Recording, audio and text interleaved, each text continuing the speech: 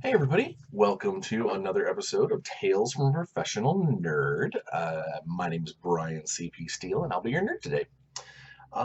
So we always kick things off with a quick message from our sponsors in the form of a shirt. Today's shirt is the Dice Goblin, Never Enough Dice. Or as some of the memes have called it, little math stones or counting rocks or all sorts of. There's a thing lately about dice and goblins and adorable little dudes. So I had to get this shirt from Armor Class 10, and I had to wear it for today's episode. You'll understand more in a little bit.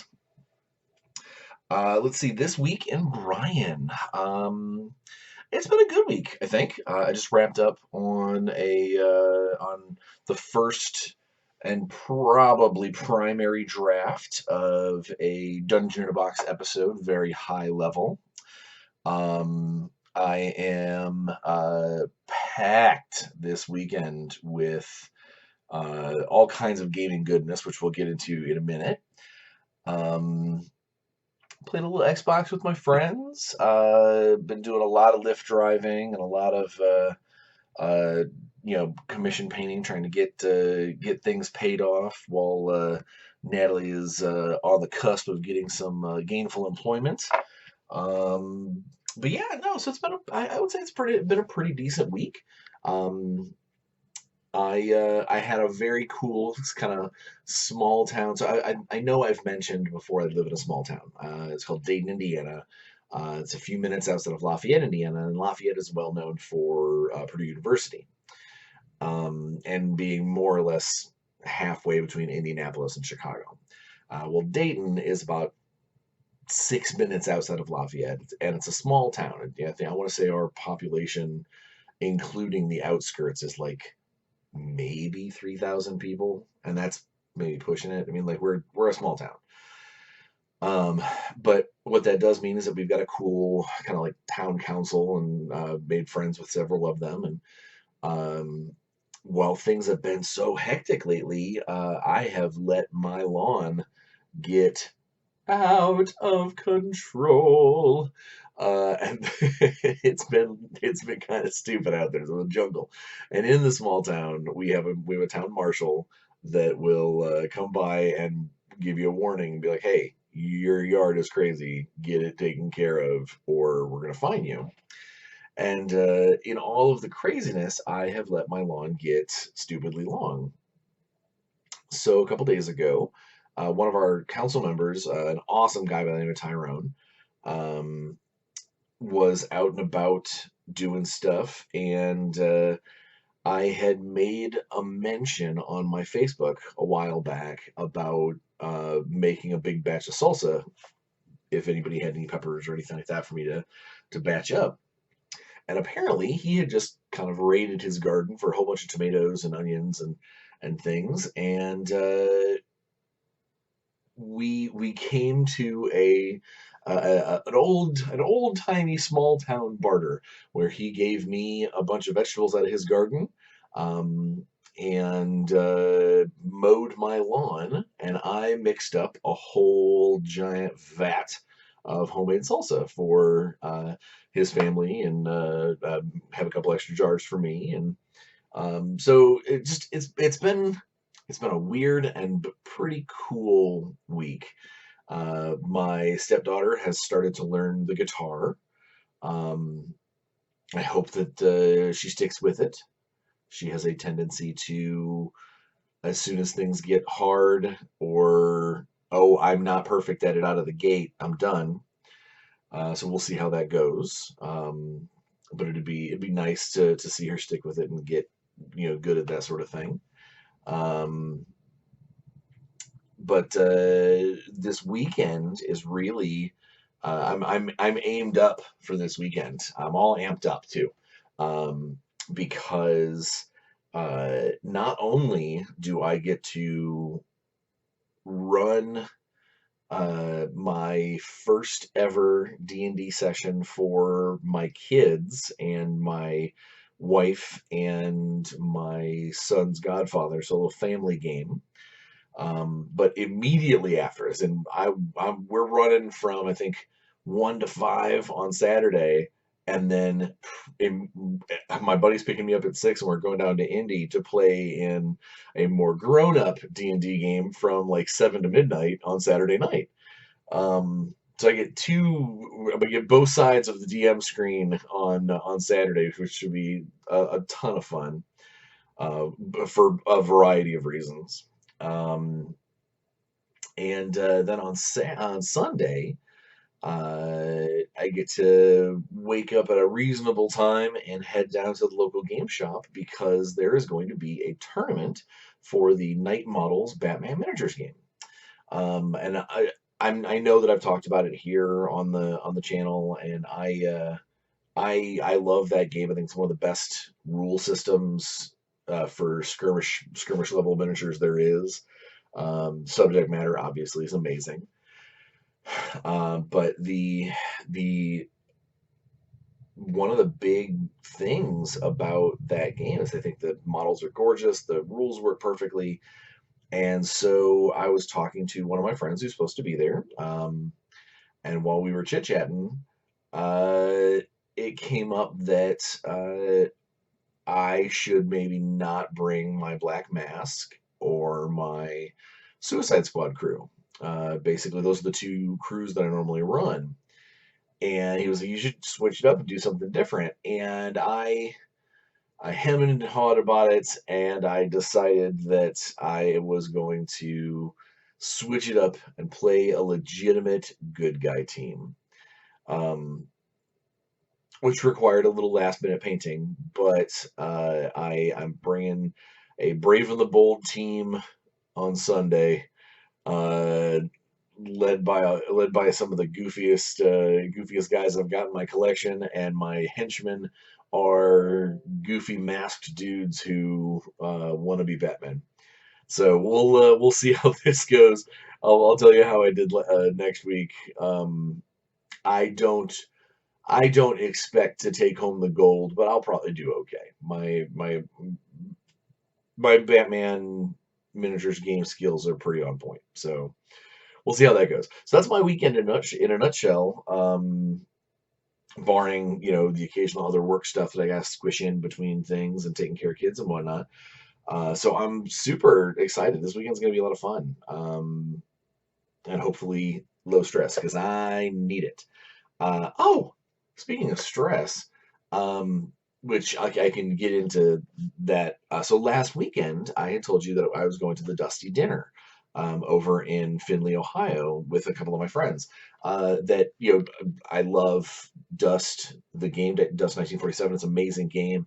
The community for that. So way back when I was running Dark Age, I used to pat myself on the back until my arm hurt about how amazing the Dark Age community was and still is, honestly, the players that are still playing. That they were so friendly to each other, and even in the heat of battle, they would still, have each other's backs, and it was amazing. It was so much camaraderie there. Um, the Dust community from the top down is the same way. And I say from the top down is from the people who run the company. They are just nice, salt of the earth people. Paolo and Greg and Alicia, they are amazing. Alicia busts her ass to cook all these amazing. I mean, it was like gamer Thanksgiving.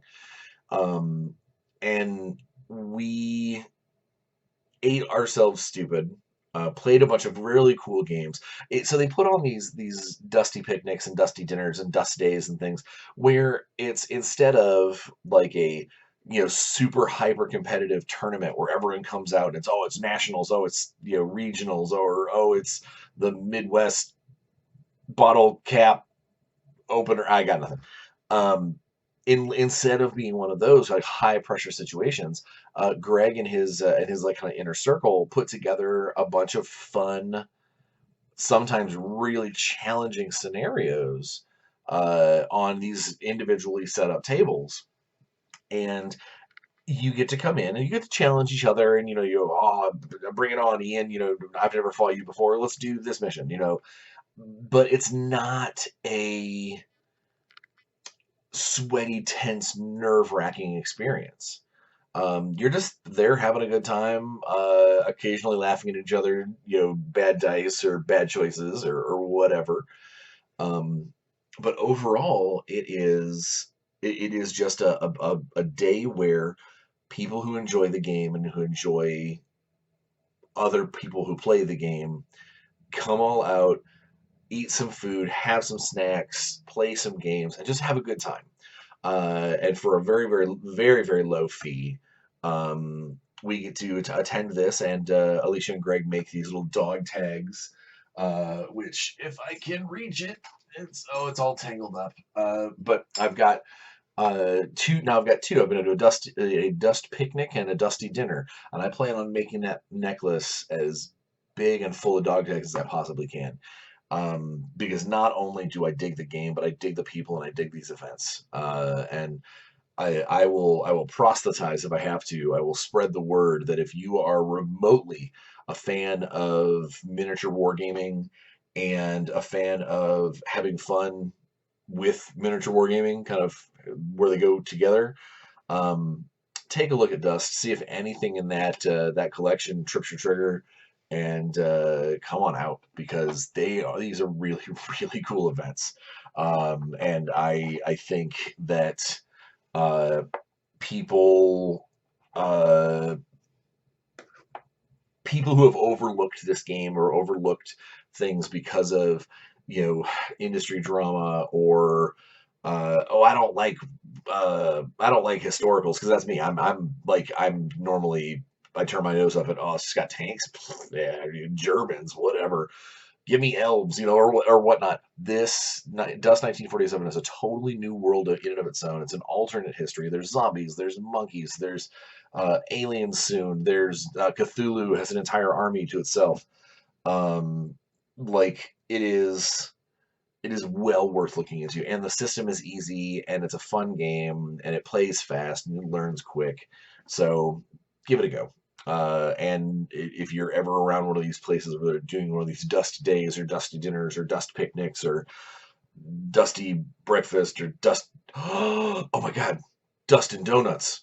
We need to do a breakfast or a brunch or something. Dust and donuts. Yeah. Okay. Totally gonna write that down so I can get with Greg and be like, you've got all these other ones. Let's do a dust and donuts. All right. But yeah, so that was last weekend, and so before we get into a very cool episode, I think today's going to be a fun episode and a fun thing for us to talk about, and I'm going to show you all kinds of cool stuff. I think today's going to be a lot of fun.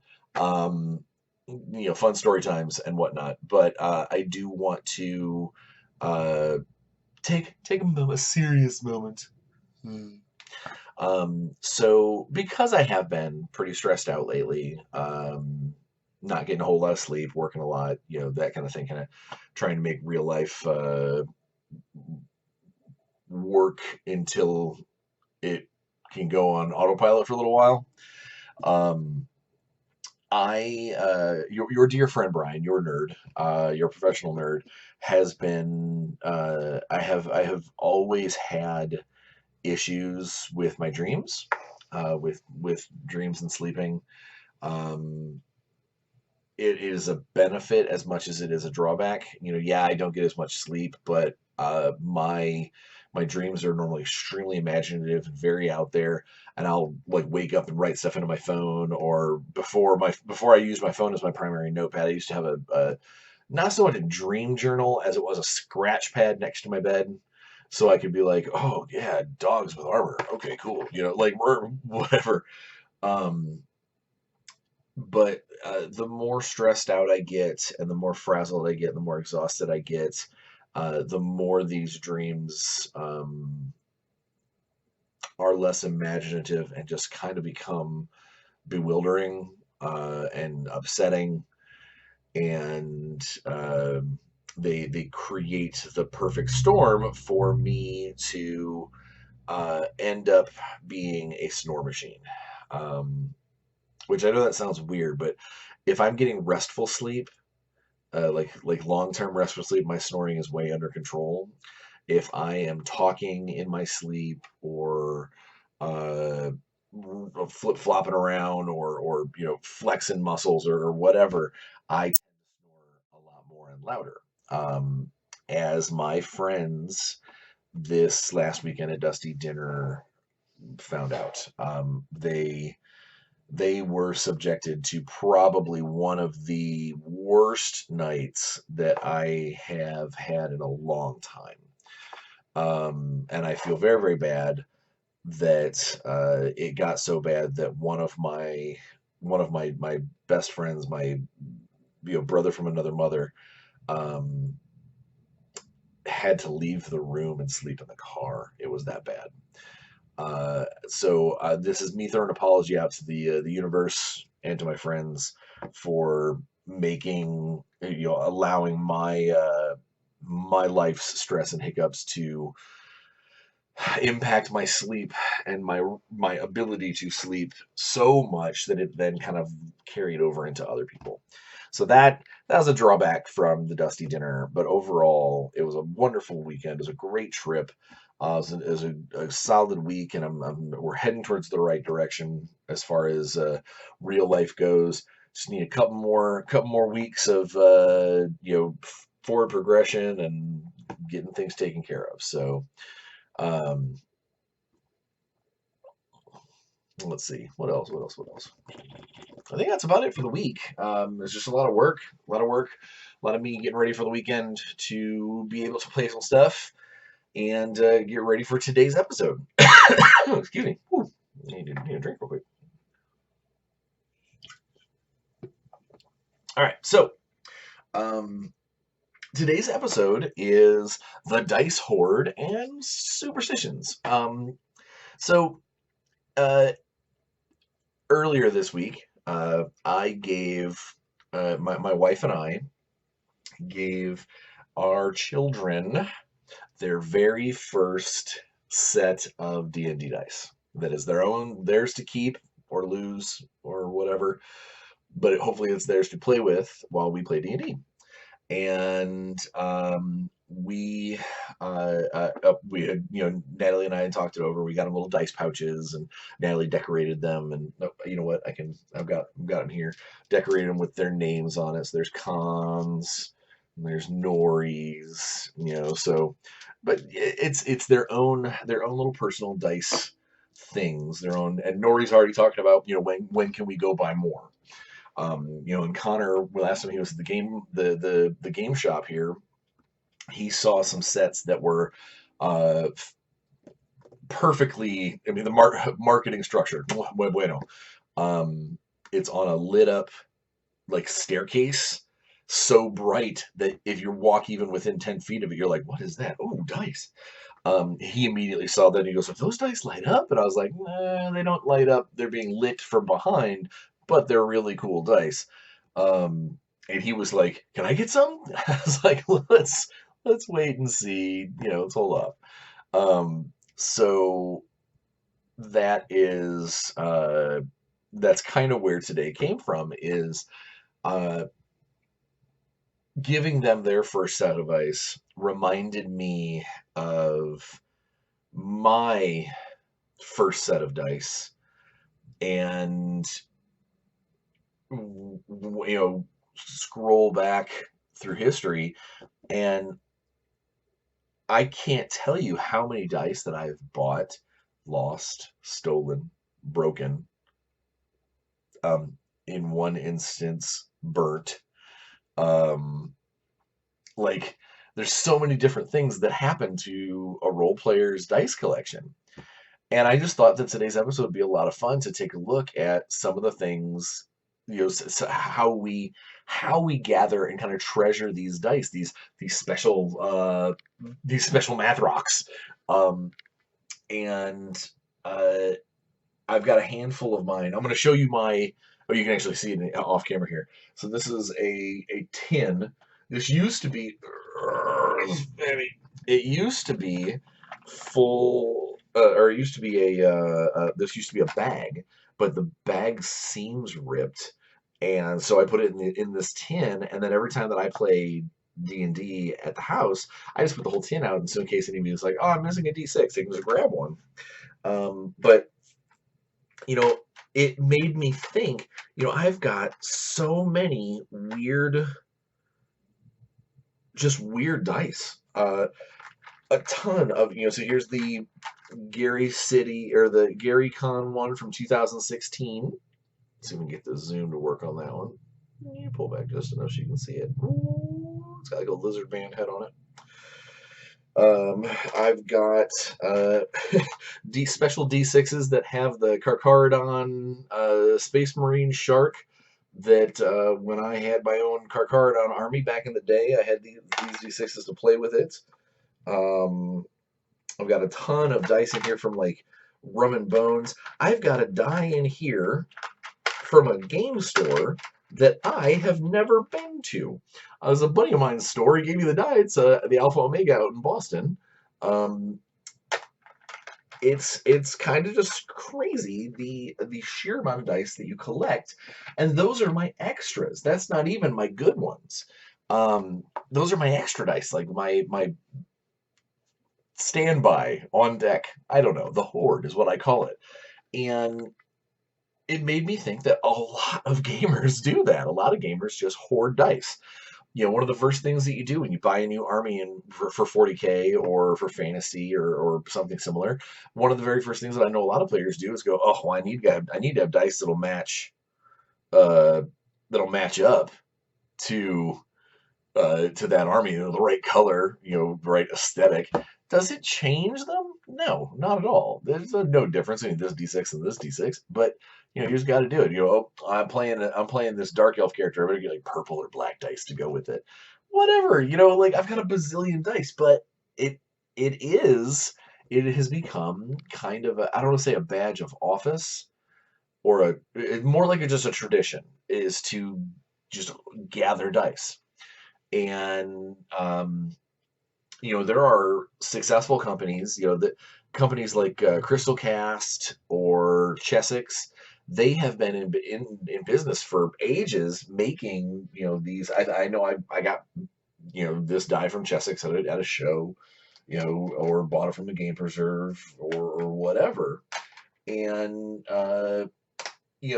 there are companies out there that have existed for a long time, just mass producing dice, just piles upon piles upon piles of dice.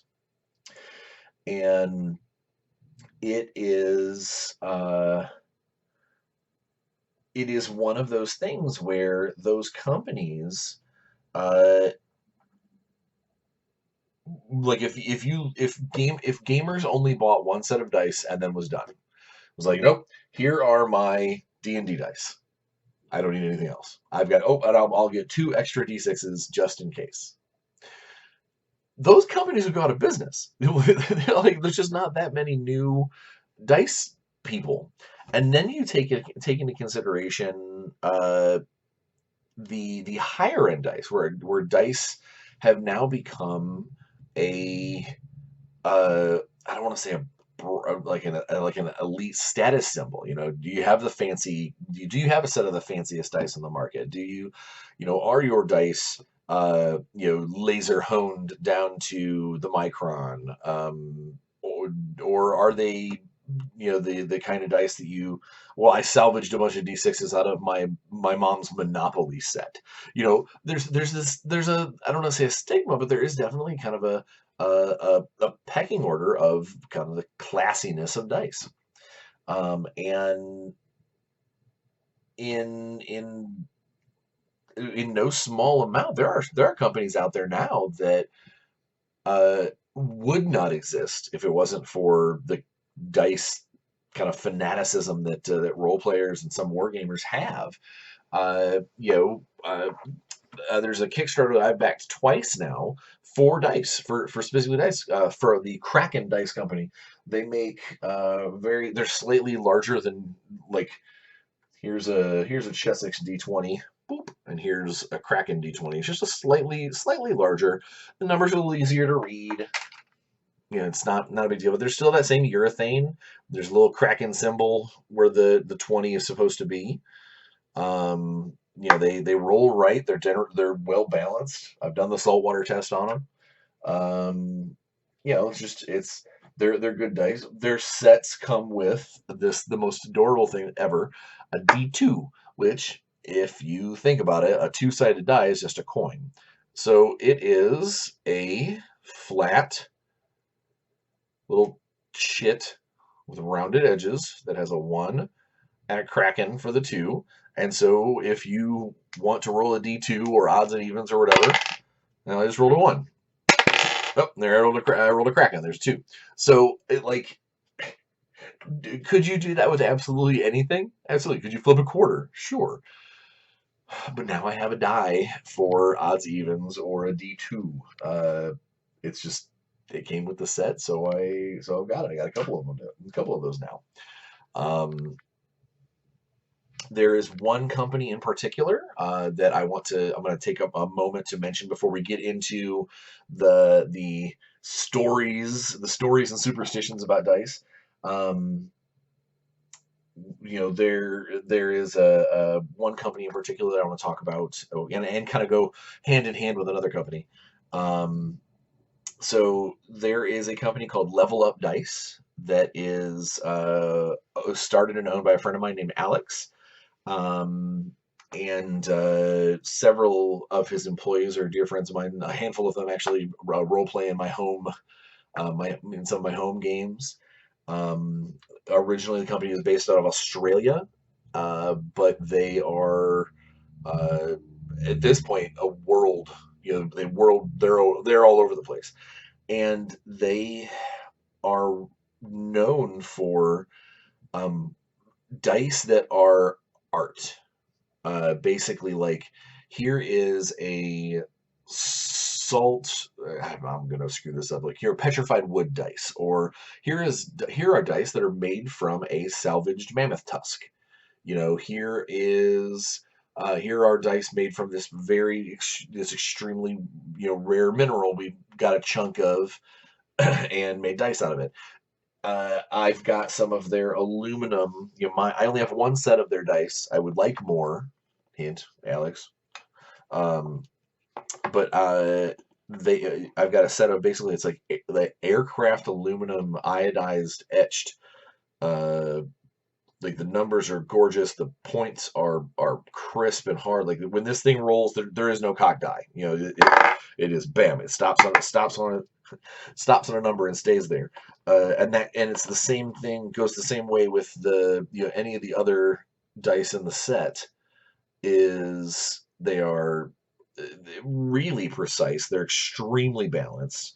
So you do get, and here's the rest of the set. You do get what you are paying for. A lot of what you're paying for is the elite factor, the material that's being made out of, the fact that there might only be 200 sets of this particular die in existence. Some of it might be something that you might not ever actually use at the game table. You just want to kind of put it in your collection of, here's cool collectibles. I know one of my friends, I don't know if he bought it or if he was trying to buy it, was buying a D6. It's a single D6 from Level Up that was cast from metal from a German Panzer tank, which yeah, that seems a little out there, but if you're a history buff, if you're super big into World War II or whatever, that could be really cool. That could be something where you look at that and go, "That's my tank die." It, you have to have the right kind of income for it. You can't. Never would I ever tell somebody to bankrupt themselves for a set of dice. And some of their sets are more expensive than others, depending on if it's one of the gemstone sets or a super rare material set, or is it a fancy, dice within a die. They do some cool caged dice as well. Basically, they do some amazing stuff, and I'll put their website in the description. You guys should take a look at it. Just look at some of the really, really pretty cool stuff that they make over there. And if you want to add something like that to your your personal collection, drop them a line, because it's really cool stuff. And so what I went, I was saying that there's another company that kind of goes hand in hand with them, and that is Wormwood.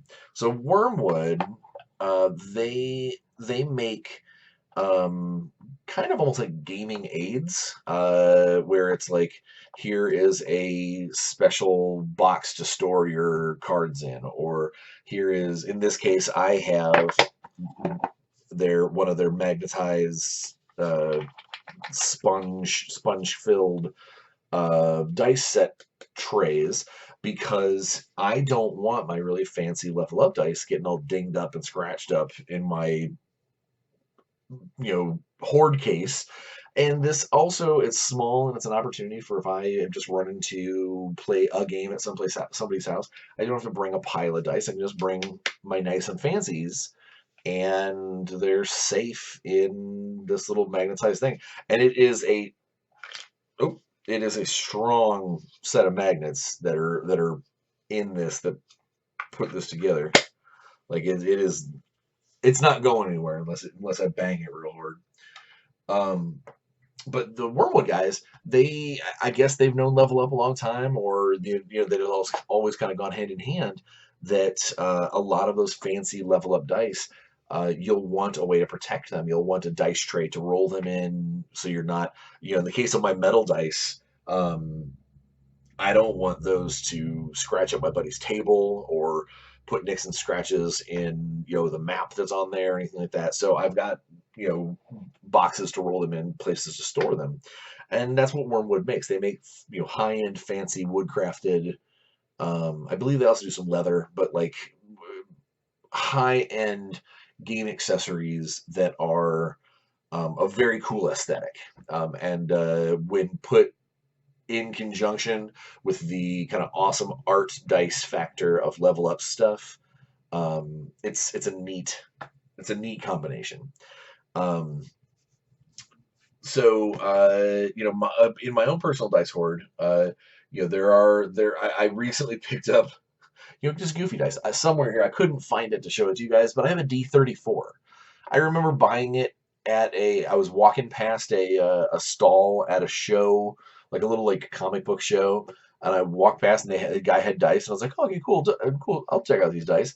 And there was this weird kind of blue, almost looked like a top, that just had numbers around both sides of it. And I was like, what is that? He goes, that is a 34-sided die. And I remember picking up off the shelf and looking at it, like it's like $9. And I was looking at it, and I'm like, what the hell would I use a D34 for? Like 30-sided die, you could say you're doing it for the day, like randomize the day of the month, or if you've got like a special alien world, it's got like a 30-hour day or something, whatever. But a D34, I couldn't even remotely figure out what what to use it for. But you know what? It was unique, and I bought it.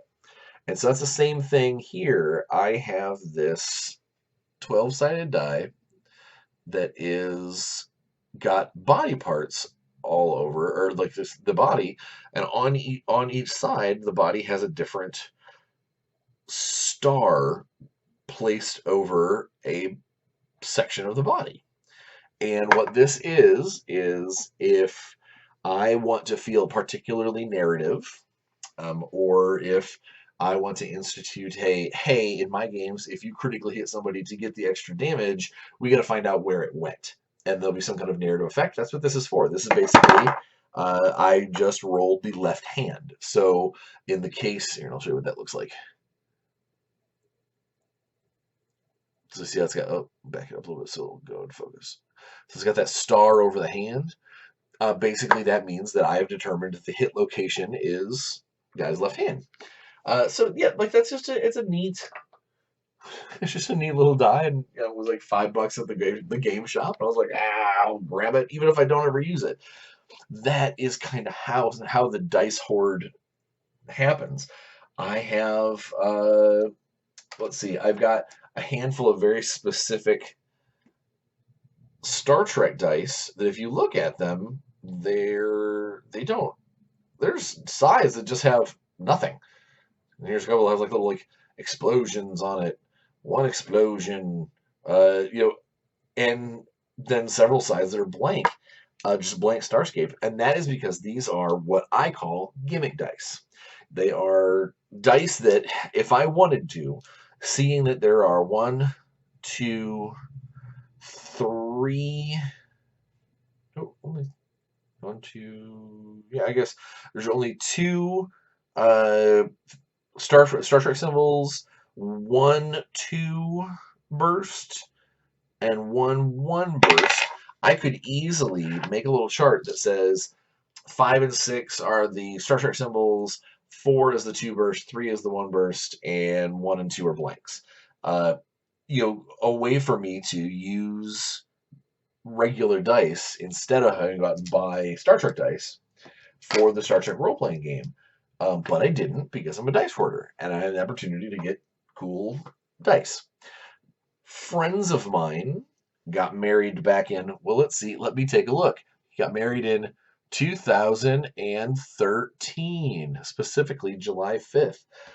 As gamers, they knew that most of the people at their wedding were going to be gamers as well. And so they had these special fancy dice that on the 6th, it says July 5th, Aaron and Kathy, 2013.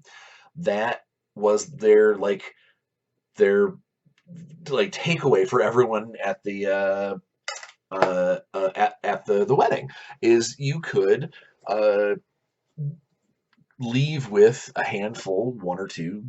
In the case of one of our friends, he had 12 by the end of the night. Uh, Dice that are their wedding favors. That every time that I see that die in my kit, whether or not I'm rolling it for a game or if I just happen to notice it, I'm going to think about Aaron and Kathy's wedding. So it's brilliant, and it uses that sort of dice hoard mentality that we have. I'm going to show you two more sets of dice, and then we're going to talk about we're going to talk stories and other gaming superstitions, mine included. So I don't have the full set anymore because I lost a few of them, and I actually gave one away that I'll talk about in a little bit. But these are my original red box, worn down plastic. You need to rub crayons into the numbers to be able to see them. Old school dice. My D8 has almost no corners on it left. It's almost round. Um, but these are like my original D&D dice. And although I never use them, I never roll them anymore because they're not exactly uh, fair weighted anymore. I mean, they're busted, but I've got them for sentimental reasons. Like I look at those and I am reminded of playing D&D in my friend Chuck's trailer, or in my cousin Toby's basement. I remember those dice being something that I was just excited to have. For my wife Natalie, for our first Christmas together, she, not even really understanding the whole gamer thing just yet, she got me, I call them my Hellraiser dice. She got me these cage metal cast dice. This is the D4, but like all of them are like, you can't really see the spikes on that one just yet, but they are interwoven threads of metal that forms the die itself, and they're hollow. When I got them, the first couple months of having these, I was sitting there with a pen or with the tip of my knife or something, picking sandblasting sand out from the crevices uh, of the metal. That's how kind of cool and brand new they were. Uh, I bring them to almost every game that I ever play, because not only were they a cool gift, but they are the kind of, of table die that when I sit at a convention table and I whip out my Hellraiser dice, and they have that metal clinking sound and the sharp spikes on everything. Um, I'll get looks and I'll get people asking. I'll be like, "Oh no, my wife got these for me for our anniversary." Like it is. They are very cool. They're very spiky. Uh, spiky. They're super spiky. The D4 is my favorite because there's always stories about how D4s are gamer caltrops, and caltrops being things that you throw on the floor when you're being pursued by guards or police, and in theory, the guards or police would step on a sharpened piece of metal or bone or whatever that was designed to stand up in the street, and it would stab their foot, and they would either fall over or at least slow them down enough for then the person who threw the counters could get away. Well, if regular D4s are caltrops, not forever. If regular D4s are caltrops, then this is like a torture implement. But I love them, and they roll evenly despite being handcrafted. So one of the things that a lot of people will talk about, and we'll get into one of the big things, is that this die rolls bad, or this is not weighted well. While it does happen, and plastic dice can be held up to the saltwater test, which you take a cup of heavily salted water, of saline basically, and you drop the die directly into the water. It should float, because of the air pockets in the dice or whatever, and wherever it floats, the side up that it's on is the predominant side, that when you're rolling, that the mass of the die pulls downward. That top side number is the predominant number that the die is probably going to roll. Now, there are two things with this. Obviously, some dice, like my metal dice, cannot do the saltwater test because they would just sink. Um, Also, I firmly believe that under most circumstances, even a weighted die, unless the faces on the die are drawn to have more of the higher number, or drawn to have more of a fewer number, or more of the mid range or whatever, unless they're specifically scripted to be kind of bent on the curve, it's pretty hard to make a die, a commonplace die, just because it is slightly off weighted, to roll a specific number, or to always roll 20s, or always roll the highest amount or whatever, because you as a person can't put an exact amount of force behind a die roll. You can't take into consideration, will this die bounce twice or 4 times? Will it hit the ashtray and then knock over or whatever? So I think that's probably my number one dice superstition that I do not subscribe to, and always kind of roll my eyes when when others do subscribe to it, and that's that certain dice roll better than others. Yes, there are anomalies in the plastics, or a bubble here, or certain dice people have said that you can microwave to get them to weight a particular way. Now, unless it is drastic, your die roll and the amount of oomph you put into it, and do you use a dice tower, or do you use a dice box, or just kind of throw them on the table, or whatever, a lot of these factors will come into play as to whether or not the dice roll to a general statistic. And that is something else that I think that people need to remember, is that fairness of a die roll shouldn't be judged on 3 die rolls, or 10, or 20, or 50.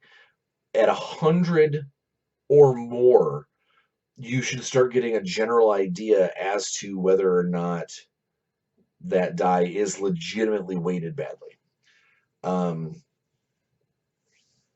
So Superstitions. We'll start with dice superstitions. We'll bleed over into the other ones. That's one of them. Is that, oh, I am a bad die. I am a cursed die roller. Every time I touch a die, it rolls badly. Um, that is highly unlikely. Uh, not only because I don't believe in good luck, bad luck on a person, but also because it is human nature for us to remember when things go poorly more than when we remember when things go right. And what that means is if you are someone who's like, oh, every time I roll dice, I always roll the worst, or I always roll low, you know, if that's the case, I want you to take a second and look at your die rolls all the time. Not just when something bad happens and you go, oh, it's always on me. Is think about all the times that you didn't roll low, that you didn't pay attention to, that you didn't like make a big deal of, yes, I climbed the fence.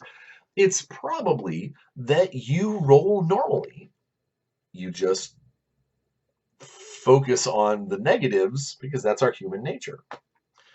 That's the part that pops up that you're like, ugh, every time I need something big to happen, I fail. That's unlikely.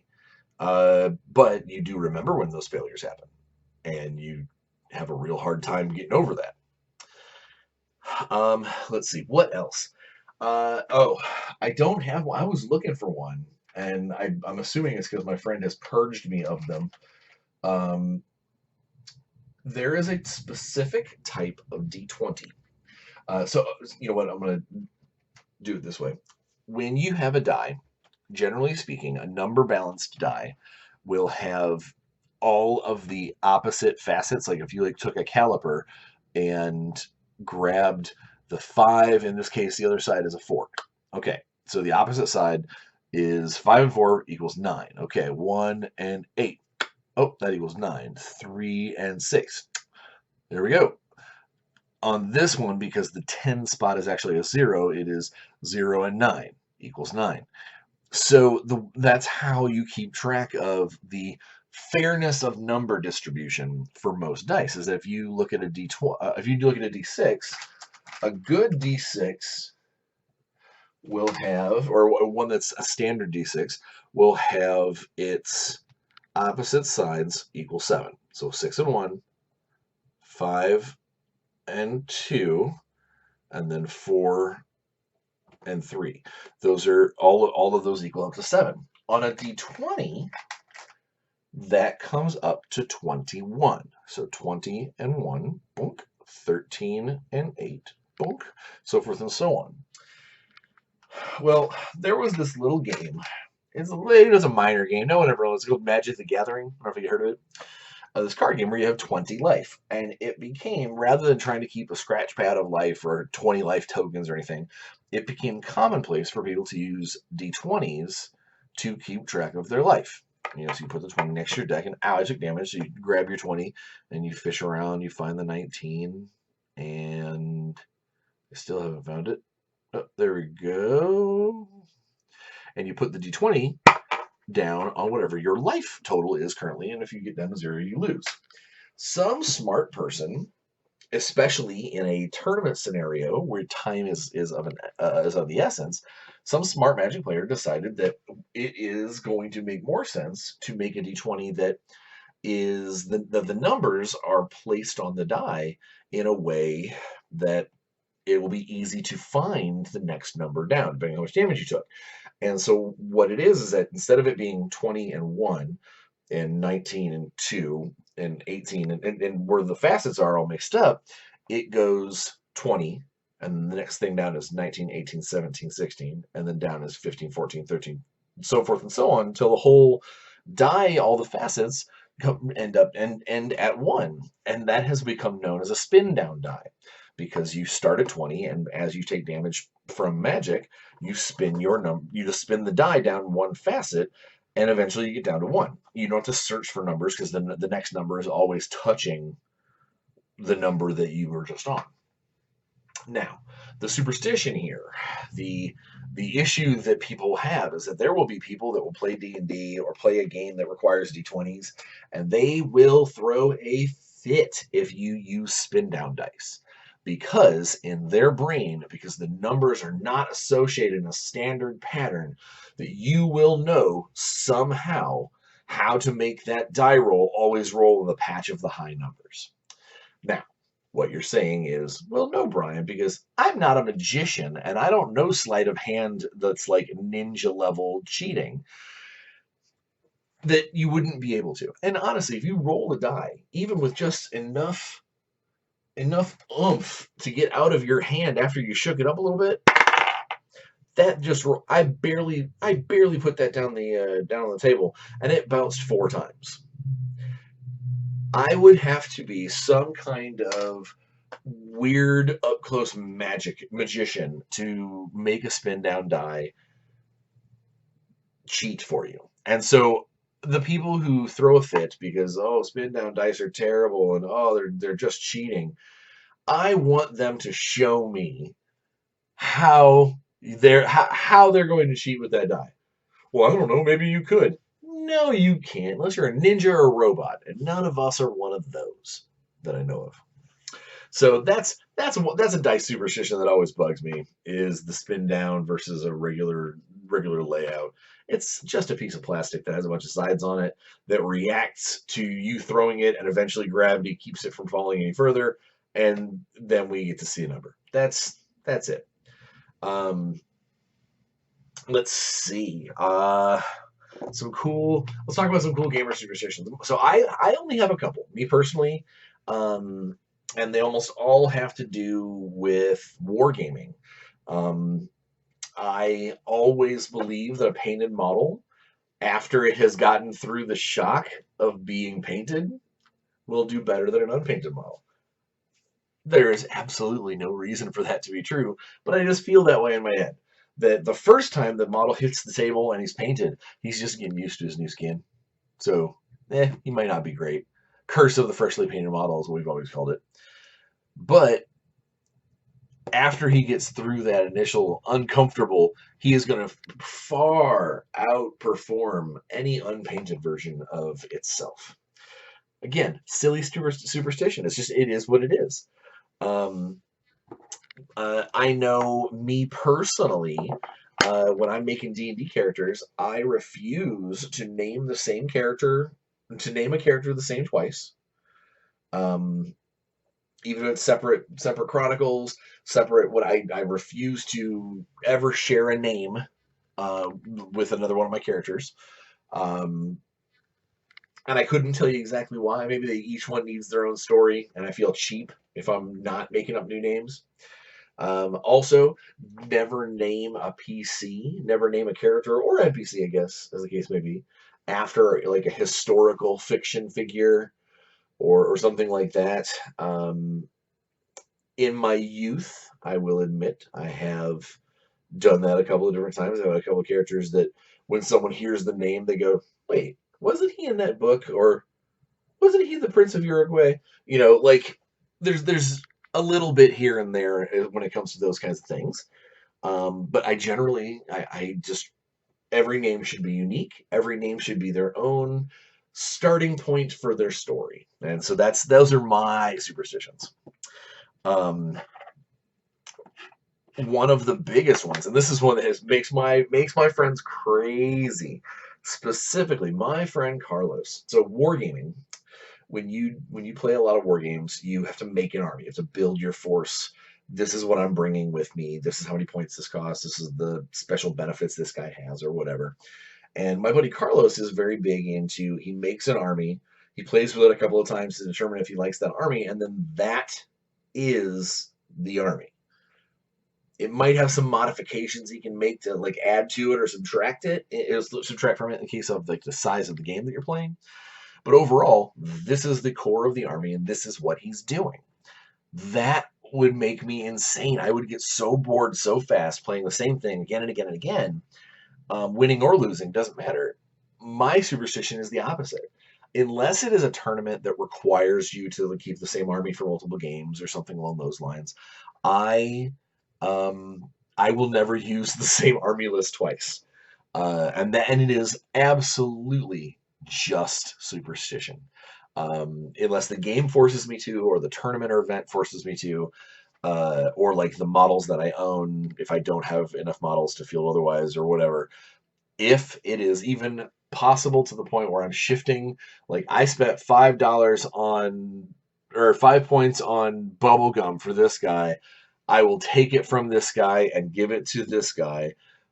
It might have no game impact whatsoever. It might be the opposite of game impact. This is just a dumb, like, why would you do that? I do it because it solves my own personal superstition, is that your skill as a wargamer should have almost nothing to do with the army that you put together. So you should not ever rely on a crutch of a particular army list. You should be able to hit a table and go, all right, cool. This is what I got. I'm going to make the most of it. Hopefully win this game. That's my opinion. Let's see. A couple other stories. Let's see. Fun superstition stories. One of my best friends, I know we're getting toward the end of the hour, and we're gonna. I'm gonna end with a couple of fun superstitious stories. There are stories about superstition that I've that I have partaken in some fashion over the last 30 years. Um, and then we'll end the video with a special treat. So one of my very, very closest friends, an amazing painter, Bryan, my buddy Bryan. He is an amazing painter, and he spent hours upon hours painting this amazing vampire counts general guy on foot, Manfred von Karstein or whatever. And he was gorgeous, like really, really a gorgeous figure. And we went to it was his first time out, and he went to go play him. We're over at Bryan's apartment, and we're playing, and I don't remember who did it, because I wasn't playing the game, I was watching the game. I don't remember who did it to him, but somebody basically shot a tiny little nothing nobody, like 1 in 186 chance of hurting von Karstein, let alone killing him. Like 100, like 1 out of 666 chance to actually kill him based off of his saves and whatever.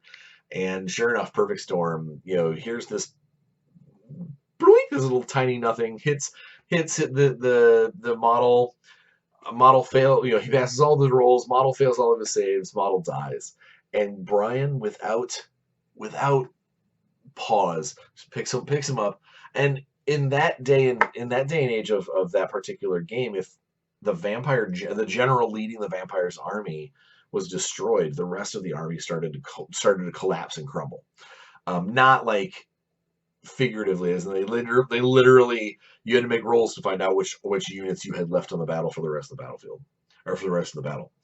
And I remember Bryan just calmly just picked up Manfred, walked 20 feet over to his kitchen where we kept the giant jar of industrial paint thinner to strip models, and just goes bloop, and drops this beautifully, I mean, like award-winning level figure, like model, like mid-grade award level, but beautifully painted model. Just blop, drops him in the BJX stripper sauce, and all of us in the room were just like, whoa, what did tell me you just sleight of handed us? And that was like a different model. Like, like you've got Manfred hidden behind your back or something. And he's like, nope. And we're like, what the hell? Why would you do that? And he goes, because next time he'll do better. And that that phrase, the idea that a beautifully painted model that is gonna basically go into Roger Rabbit's dip, and have all of that work stripped from its bones, because next time he'll do better. That is the epitome of, okay, all right, talk about the craziness. We all have people who have dice dungeons. I mean, hell, there's a company that sells dice dungeons. It's a little like wooden box you put a die in there because it's been rolling badly. They used to put it in a dungeon. I don't use it anymore. Um, at my friend Dan's house, we used to play his game. His game table was in the back room, and it was long wise, and it backed up to a window that looked into his backyard. And we would be playing, and we'd be playing, and we'd be playing, and if something just went wrong, like anything would have won twice, but won, no, horrible things would happen. If it was during the summer or the spring and the window was open, lots of dice got chucked out that window into the backyard. I hate you, gone. You're a bad die. Be gone with you. Out the window, out in the yard. To the point where Dan said that when he would mow the lawn, occasionally he would hit dice. We've always heard of the people that would be like, nope, this die I'm taking out back and I'm smashing with a hammer because it failed me for the last time. That kind of thing. But I think my funniest dice related story, like what someone did at the game table because of dice. I was playing. We were playing Necromunda, the original Necromunda, with my friend Aaron. And when we played Necromunda, we would use little dice because you could roll quite a few of them.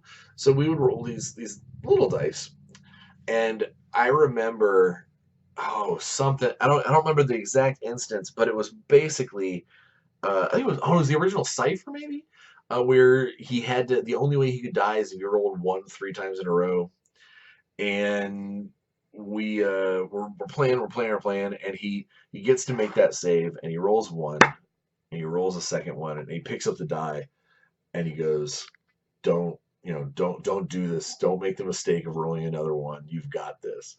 And he goes and rolls it again, and sure enough, comes up a third one. Dude dies, game over, everything just collapses. But Aaron picks up that die and just pops it in his mouth and swallows it. And I remember me and my friend Tony are standing there going, what just happened? And he looks at the dice pool, like his little dice bag, and he looks at us and he goes, the rest of them had to be taught a lesson. And it is the personification we're giving to these dice, that they know each other, that they live in the bag together, that when something bad happens to one die, well, the rest of them will, they'll come around. Or when you make a sacrifice to the die gods, I've had people throw dice in wishing wells. I know I personally sent one of my original D&D dice to go be buried with Gary Gygax. It's crazy what we do with these tiny little math cubes, these math rocks. But they're important to us, and some of these stories, some of these things that we do are important to us. But no matter what, kind of at the end of the day, do we need all of this? Absolutely not. Do we want this? Yeah, because it's nice to have a physical representation of the amount of love and respect and emphasis I put on that part of the industry. I collect these dice not because I ever think I'm going to need a purple and black, or a purple and red mottled D12 with gold inlay. I don't think I'm ever going to need that, but I got it because it means that is one more facet to how devoted I am as a gamer. I don't know. I couldn't tell you why gamers hoard dice. Why do we do this? Why do we feel it necessary to spend hundreds of dollars on sets of dice, and the things that we put them in? They're important to the fates of our characters, and the if our armies win or lose, and all of that, but there really is something more to it than that. And as a gamer, it's like these are little tiny extensions of my desire to game. Like, I have found dice in the laundry machine because I probably pocketed it or ended up in a hoodie pocket or something and got thrown in the laundry machine. And when you find it, there's that moment of joy of ha ha, the die made it through the wash, and go, I wonder if we do better now. Like you just have that moment that these are important to us on multiple levels, and it is that importance that we get the value that we want out of them.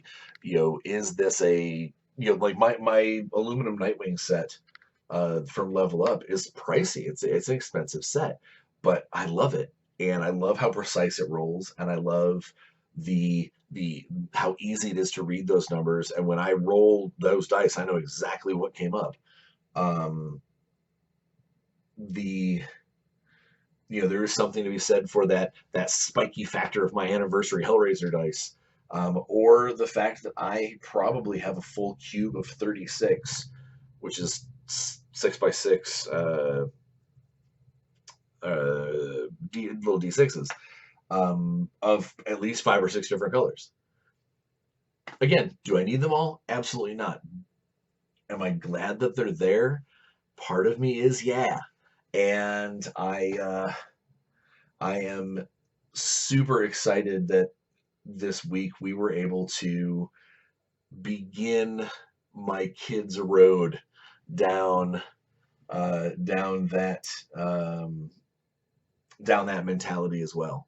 Is what dice do they want? And we'll get them dice for special occasions, or I might get them dice from the shows that I go to, because if I can if I can instill in them the same kind of like love and sort of reverence that I have for these little pieces of wood, bone, metal, and plastic,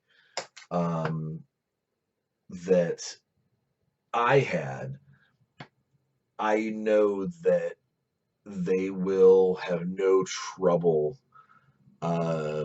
earning that love for themselves as it goes. So I hope today was a fun episode. I'm very happy that we got a chance to talk about dice and fun dice and fancy dice, and I hope Alex is listening, and that people go and take a look at Level Up Dice. And definitely, if you're a dice goblin like me, swing by and grab the shirt from Armor Class 10. I'll put the link in the description. Aside from that, I just got a little tiny clip that I want to show you guys before we call it goodbye. But I'll roll it at the end. So you know how it is. I know I'm going to do it this weekend, so I'm hoping you guys do too. Get out there, have some fun, and play some games. We'll see you next week. Take a look at this. Hello, kids. Hi. Can you guys introduce yourselves for my audience? I'm Nori. Connor. All right, so what are we doing for the very first time on this upcoming Saturday? Your first time ever.